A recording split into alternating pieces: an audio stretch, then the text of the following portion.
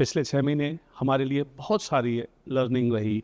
हमारे को अपने बिजनेस प्रोसेस में, हमारे को अपनी कंप्लाइंस के प्रोसेस में, हमारे को अपने काम करने के तरीके में पूरी तरह से डीप डाउन, इनसाइड आउट देखने का मौका मिला। मैं बड़े अश्योरिंग तरीके से आपको ये बता सकता हूँ कि टीम के लिए अब कंप्लाइंस फर्स्ट अप्रोच है। Now we are talking compliance first business, a business that takes care of every regulation fully and in letter and spirit। यानी कि ना सिर्फ वो जो शब्दों में कहा गया है बट उसका जो इंटेंशन है हम उसका भी ख्याल रखते हैं। ऑब्वियसली आपने पीछे देखा होगा भारत सरकार ने हमें एक FDI इन्वेस्टमेंट जिसे PM3 अप्रूवल देते हैं वो थोड़े दिन पहले हमें दिया। अब हम अपने एप्लीकेशन और in due course of payment aggregator licence के लिए माननीय RBI के पास अपनी एप्लीकेशन लगाएंगे।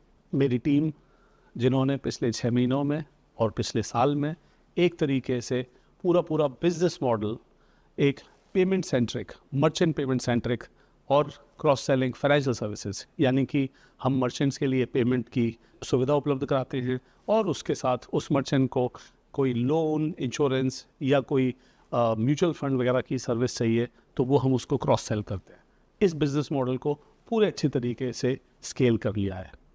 ये बिज़नेस मॉडल जिसमें कि मर्चेंट हमें अपने डिवाइस जैसे साउंड बॉक्स या कार्ड मशीन आपने देखे होंगे उसके सब्सक्रिप्शन देते हैं और कभी कभार क्रेडिट कार्ड या और जो सारी पेमेंट इंस्ट्रूमेंट होती हैं उनसे रिलेटेड जो भी फीस वगैरह होती है वो हमारे को पेमेंट करते हैं।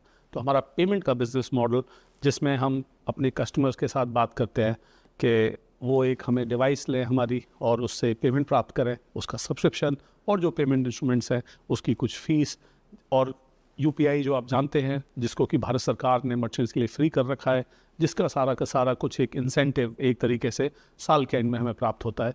वो बिज़नेस मॉडल एक बहुत ही रोबस्ट और स्केलेबल बिज़नेस मॉडल है।